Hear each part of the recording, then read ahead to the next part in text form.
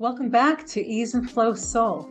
Today we're talking about what to do when you feel that you have failed to heal yourself. It goes something like this. Imagine that you've gotten unstuck in one area of your life, in your health and well-being. Maybe you have detoxed your body or improved your self-care. Maybe you had a mindset breakthrough or repaired a difficult relationship. So now you have reached an enhanced state of well-being. You're ecstatic. You feel great. Well, congratulations. You're on top of your game. You're flying high and you think, finally, I've made it. Then, before you know it, you're back at square one, struggling either with the same thing at new levels or with something new. Let's presume that you're struggling with the same thing at a new level. You feel like you're starting over. You feel like you hardly made the breakthrough in the first place. You can hardly remember how good it felt. Maybe you even feel that you failed. So, does falling down from a high point mean that you failed? Absolutely not. Instead of thinking that you have failed, let's try doing this instead. Welcome to life. This is the divine blueprint of creation. Falling down in order to rise up again. The divine creator made a world in which life has its ebbs and flows, its ups and downs. I'm reminding you of something that you already know. You know, after a harsh winter of snow and cold, follows a beautiful warm spring with playful breezes. And then comes a hot, unbearable summer where you're stuck next to the air conditioning even though you hated the cold during the winter. After the hot summer follows a cool fall, and then a harsh winter comes again. Life is cyclical, isn't it? Did you ever notice how a roller coaster has to go down at a fast speed before rising back up to its next level? By its very nature, it can't just keep going higher and higher from one level to the next like an escalator, and neither can you. Plus, that wouldn't make the roller coaster ride interesting, would it? Or your life either. Imagine a deep sea diver who plunges into the depths of the ocean and then resurfaces with breathtaking discoveries that couldn't be found anywhere else. Colorful coral reefs, bioluminescent jellyfish, exotic fish species. When you go down under the water of your healing or personal growth journey, you will find new insights that will make your life more profound and meaningful. In the depths of this journey, you might find beautiful creatures and wondrous landscapes.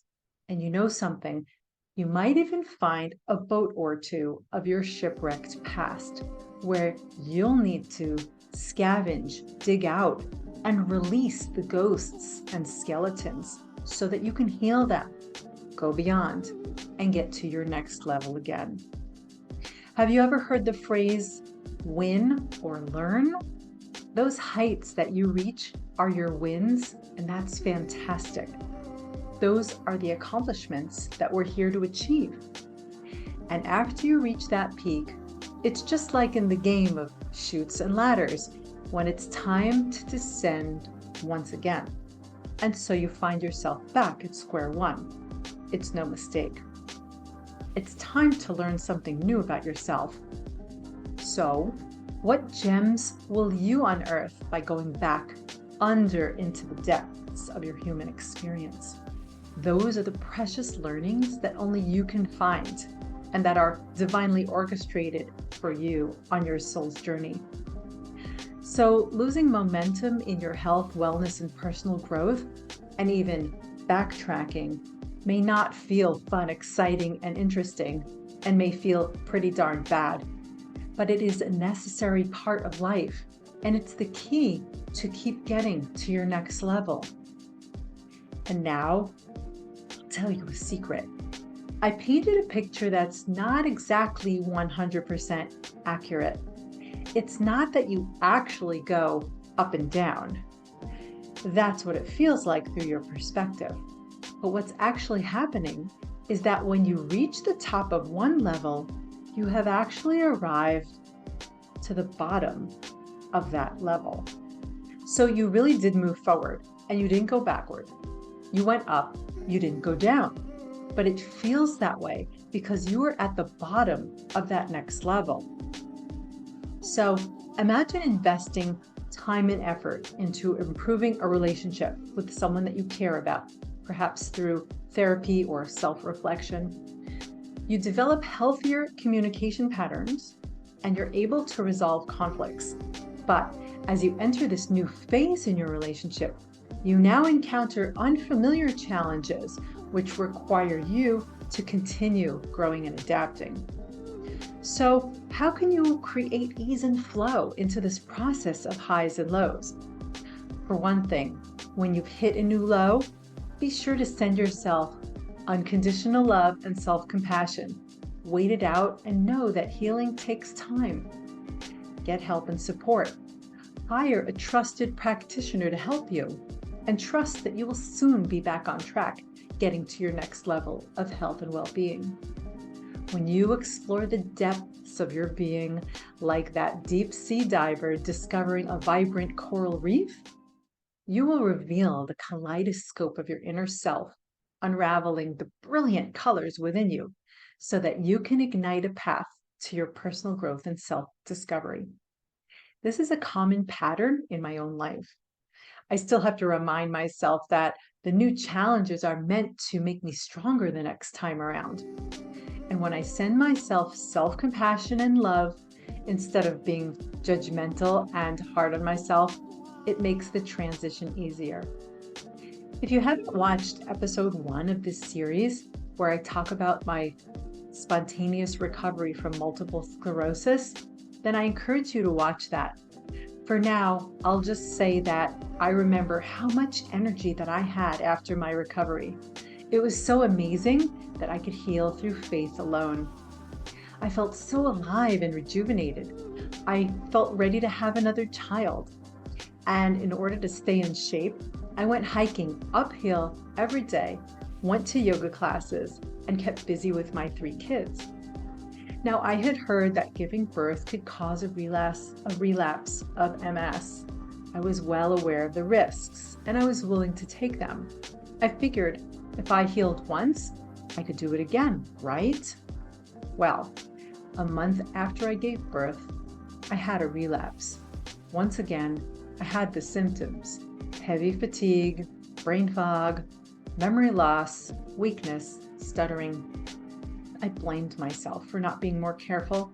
I should have been able to prevent this, and I felt like a failure. But here's the thing. Could I have prevented the relapse? Probably not. The important thing to understand is I was at the bottom of my next level, in full potential for my next healing breakthrough. I was actually on a higher level than I previously was. So even though I felt horrible, I was in a more evolved place in my personal growth. If I could go back to my former self, here is what I would tell her. Number 1, you're amazing. Look at you. You healed yourself and you gave birth again. Wow, you're expanding your family and your abundance. You are actually at a higher level now than you were before. It's just that you're starting out at the bottom, having to climb up again. Don't worry, you've got this, and I'm here for you. And I would tell her, number 2, have compassion on yourself. You're human. Nobody expects you to play God and be perfect. We are fragile, fallible creatures. It's okay to have setbacks. And I would say, number 3, don't go it alone. Hire professionals like you did the first time to support your recovery. I didn't. I was so overwhelmed with 3 kids and a newborn that all I could do was survive. I dug my heels in a mindset of, I have too much to do, so I'll just push through, which was the thing that originally kept me sick in the first place, and the furthest thing that would help me heal. You can hear more about that in episode 3. This is why I really needed professional support, but I was stubborn and wanted to do it by myself. As a result, it took me much longer to recover than had I gotten the help that I needed. And the most important thing I would tell myself is number 4, I love you. I think loving yourself is the most important gift you can give yourself and others too.